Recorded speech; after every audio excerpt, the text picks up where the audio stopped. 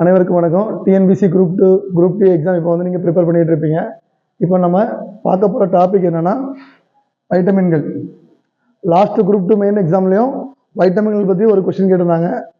இப்போ நம்ம பார்க்க போனோம்னா வைட்டமின்களில் நீரில் கரையும் வைட்டமின்கள் பியும் சியும். இப்போ நீங்கள் ஷார்ட்கட்டாக WBCன்னு ஞாபகம். அப்படின்னா வாட்டர், நீரில் கரையும் வைட்டமின்கள். அப்போ என்னது WBCனா வைட்டமின் பியும் வைட்டமின் சியும். சரிங்களா?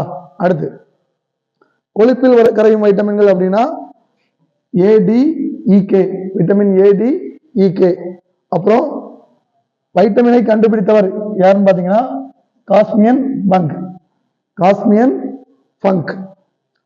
1912 வந்து வைட்டமினை வந்து அவர் கண்டுபிடிக்கிறார்.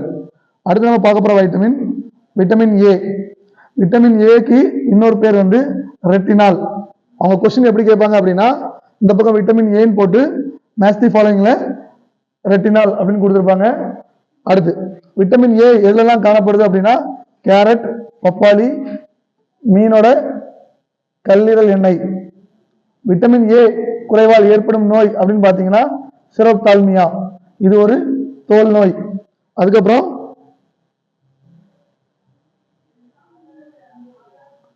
இன்னொரு நோய் வந்து நிக்டோலோபியா, இதுக்கு இன்னொரு பேர் வந்து மாலைக்கண் நோய். இப்போ விட்டமின் ஏ குறைவாக ஏற்படும் நோய் கேட்டீங்கன்னா சிரோப்தால்மியா, நிக்டோலோபியா.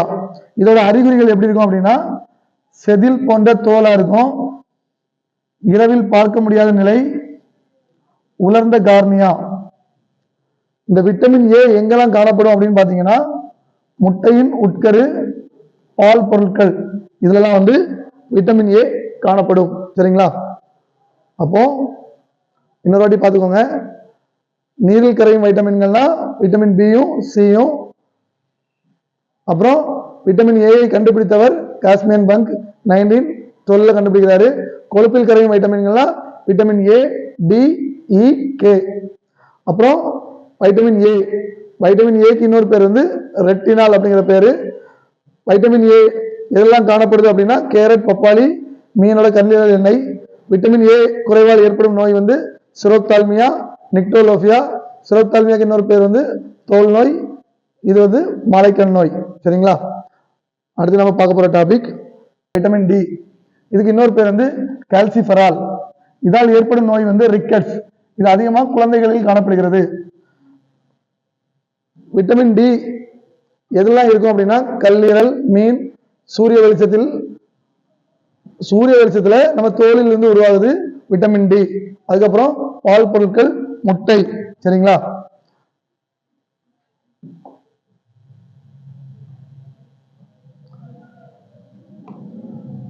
விட்டமின் டி ஹார்மோனாக செயல்படுகிறது.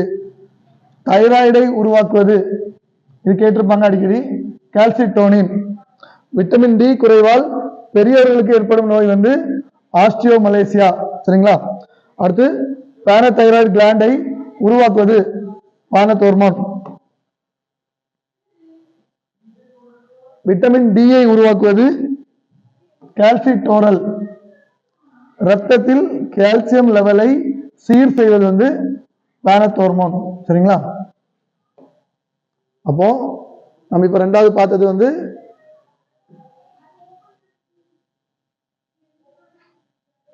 Vitamin D. இதுக்கு இன்னொரு பேர் வந்து கால்சிஃபெரால். இதால் வைட்டமின் டியால் ஏற்படும் நோய் வந்து ரிக்கெட்ஸ்.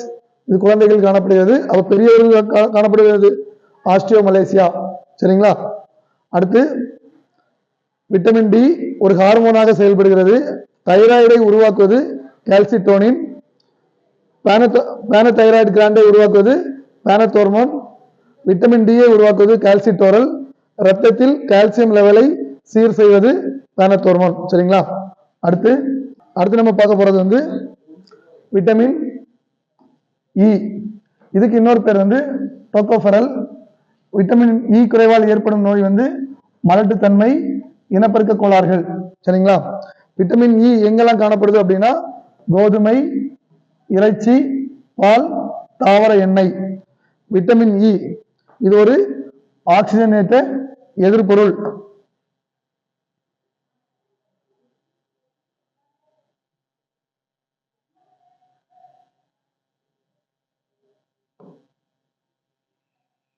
நம் உடலில் நடைபெறும் ஆற்றல் நிகழ்வுகளில் உருவாகும் தேவையில்லாத வேதிப்பொருள் வந்து ஃப்ரீ ரேடிக்கல்ஸ்.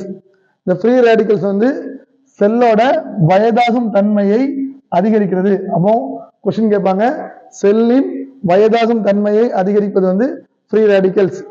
டிஎன்ஏவில் உள்ள ஜீன் ஃப்ரீ ரேடிக்கல்ஸ் வந்து ஆன்கோஜென்ஸ். ஆன்கோஜென்ஸ். எலிகளில் மலட்டுத்தன்மையை ஏற்படுத்தும் வைட்டமின் விட்டமின் இ. ஏற்கனவே நான் சொன்னேன், விட்டமின் இ குறைவால் ஏற்படும் நோய் என்னது? மலட்டுத்தன்மை, அப்புறம் இனப்பெருக்க கோளாறுகள். சரிங்களா? அடுத்து நம்ம பார்க்க போறது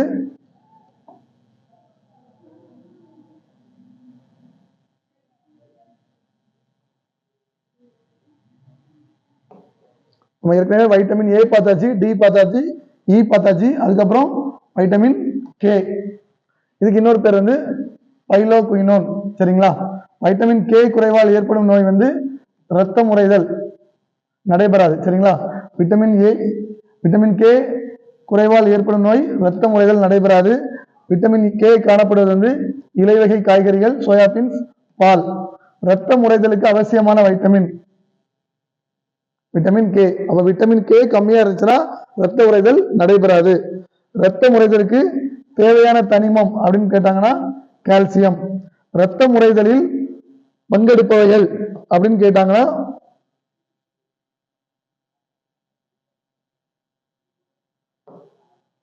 புரோத்ராம்பின், கால்சியம், பிப்ரினோஜன், த்ராம்போபிளாஸ்டின் ரத்த உறைதலில் பங்கெடுப்பவைகள். சரிங்களா?